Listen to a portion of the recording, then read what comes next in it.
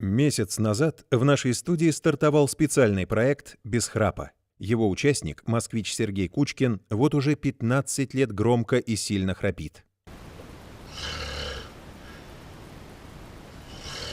От этого страдает и он, и его родные. Даже стены нам трясутся, наверное, от его храпа. Владимир Борисович, мы вам передаем Сергея из рук в руки. Наш корреспондент приедет на операцию, и мы покажем зрителям, как эта операция проходит. Буквально на следующий день Сергей отправляется на операцию. Страшно мне, потому что хоть все-таки это и лазерная операция, ну а как там будет, больно, не больно? Операцию проведет врач Владимир Князьков. Задача хирурга – удалить лишнюю ткань, из-за которой возникает храп, не повредив при этом мышцы.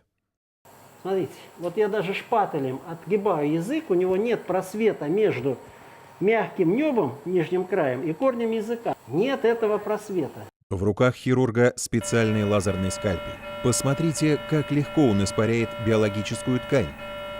Точно так же сейчас испаряется ткань во рту Сергея. Температура лазерного луча около 800 градусов. Поэтому у доктора нет права на ошибку.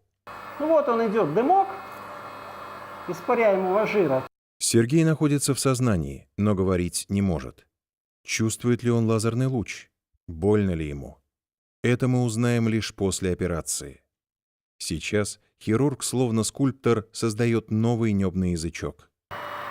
Я его шлифую трехмерно по всем 360 градусам. Я слепил его за счет испарения лишней жировой ткани и тонизации мышц, которые сжались как комочек. Вот, и просвет появился для дыхания, и новый язычок у него есть.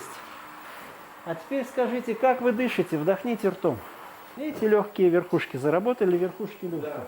Операция завершена. Перестанет ли Сергей храпеть? Мы встретимся с ним через месяц и выясним это. Ну что, давайте узнаем, прошел месяц, и Сергей с нами здесь в студии снова. Доброе утро. Доброе утро. У меня такое ощущение, что у вас даже голос изменился. Да, изменился. Ну, стало дыхание Так. более углубленное. Ну, чувствуется Легче гораздо дышится, лучше, да? легче дышится, да. Легче дышать стало. Что вы чувствовали во время операции? Потому что я смотрю, там дым аж шел. Вот это. Ну, да, страшно это- смотреть. Как вы себя чувствовали? Дым-то шел, а боли там нет никакой. Вот через какое время после операции вы пошли домой? Ну, весь процесс занял примерно около 2 часов. Все, и вы спокойно после 2 часов? Да, я совершенно спокойно сел и поехал на автобусе домой. Ну и самый главный вопрос, ради чего мы отправили Сергея на операцию, ради чего он пришел, в принципе, это храп. Храп прошел. Храп прошел. Знаете, мы на всякий случай, вдруг вы просто слишком крепко спать стали, мы решили в этом убедиться, в том, что храп прошел, и у Сергея дома вновь установили камеру наблюдения, Так. как и в прошлый раз, с его разрешением. Давайте покажем нашим зрителям, как вы спали сегодняшней ночью.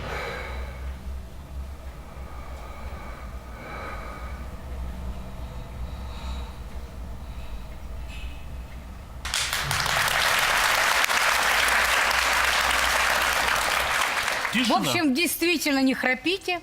Чувствуете, что высыпаетесь? Да, я чувствую себя выспавшимся. И самое главное, что ушли и другие проблемы сердечного плана. Давление, я имею в виду, Давление. повышенное.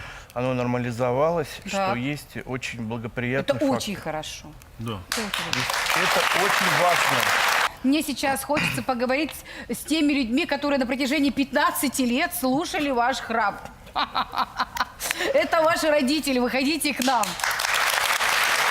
Мама, Зоя Михайловна, 15 лет Сергей храпел. Да, вот как для очень. мамы, это очень, конечно, тревожно Да, было. очень, он очень сильно храпел. Ну, а сейчас не храпит. И, в общем, у нас спокойно все, и спим спокойно. И вы спите спокойно, и Сергей спит спокойно. И он спит спокойно, да. Что говорит муж? Ну, то же самое, наверное. Ну выходи, чего вы сидеть тоже? Группа поддержки, это группа поддержки, всей семьей, это всей семьей. Как вам теперь живется, Мне спится? сейчас стало очень хорошо. Спокойно я стал. Вы рады, что Сергей сходил на эту операцию, не жалеете? Нет, спасибо доктору. Очень хорошо стало. Спасибо, да. Всё, даже спать стал. Так это и важно. Это, Конечно. мы ради этого все и сделали.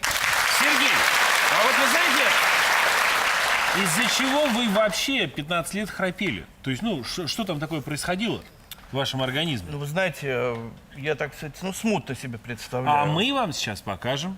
Давайте представим себе, что вот эта вот арка – это рот, а вот эти жалюзи – это мягкое небо. Да?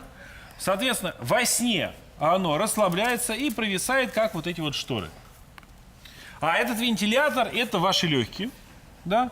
И, соответственно, вы дышите во сне.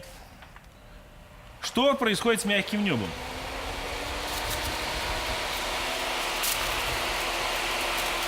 Мягкое небо начинает колыхаться, вибрировать. Да? Слышите вот этот звук? Да, да. Стук. Да? По сути, то же самое происходит в вашем организме. То есть мягкое небо начинает под действием вот этого воздушного потока вибрировать. А вот что сделал врач с вашим провисающим небом, вот об этом мы сейчас и спросим, и об этом сейчас узнаем. Князьков Владимир Борисович, врач-оториноларинголог, лазерный хирург, кандидат медицинских наук. Это операция ювелирна прежде всего для доктора. Нам удалось убрать избыточные жировые отложения Так. в мягком небе, благодаря которым мышцы, которые тонизируют, поднимают небо, оказались скованы. Убрав эти жировые отложения, мы освободили их, тем самым придав тонус небу, сформировали новые его контуры. Мы расширили просвет носоглотки, то есть увеличили ее сечение для прохождения нужного количества воздуха. И сформировали Сергею совершенно новый язычок. Так, Сергей, держите. Сейчас мы примерно покажем, что же по сути произошло. То есть получается, что за счет вот такого высокотехнологического вмешательства убрали лишнее. Операция длилась минут 40. Минут 40. Общее нахождение в клинике Сергея составило около 2 часов. И, как и сказал Сергей, через 2 часа он пошел домой. Скажите, может ли храп вернуться вновь? Конечно, если не следить за сопутствующими заболеваниями, такими как ожирение, такими как патология щитовидной Так. железы и прочими, конечно, возможность такая существует. Сергей, слышите? Режете, но слышите. Сергей об этом предупреждал. Ну вот смотрите, что произошло. То есть мы убрали все лишнее, и вот сейчас снова включим легкие. Шум воздуха мы слышим, то есть, собственно, как легкие дышат, но нет вот этого стука, да, то есть нет вибрации от мягкого неба. Как вам так удается контролировать мощность лазера, чтобы не нарушить там что-то другого? Существует Чтобы не специальный обжечь горло? режим, который устраняет именно ожоговый компонент. Это происходит в 1 фемтосекунду. Это настолько минимальное количество времени, что ткани, на которых осуществляется это воздействие, не успевают обжечься. Кроме того, это все происходит в трехмерном пространстве при минимальном повреждении тканей. Спасибо вам большое, Владимир Борисович, спасибо. Видите, мы просто подарок вам сделали 23 Спасибо. февраля. Дорогие женщины, вы только что убедились, что от храпа можно избавиться. Раз и навсегда. Избавить своих мужчин от храпа. Так что 23 февраля сделайте подарок и себе, и своему любимому мужу. Предложите ему сходить и сделать вот такую небольшую, легкую, в принципе, операцию и избавиться от храпа. Это продлит жизнь и здоровье вашим любимым мужьям. Спасибо большое, Сергей. Мы желаем вам здоровья прежде всего. Не возвращайтесь к храпу. Следите за тем, что доктор вам сказал. Спасибо. Всего Выполняйте доброго. все правила.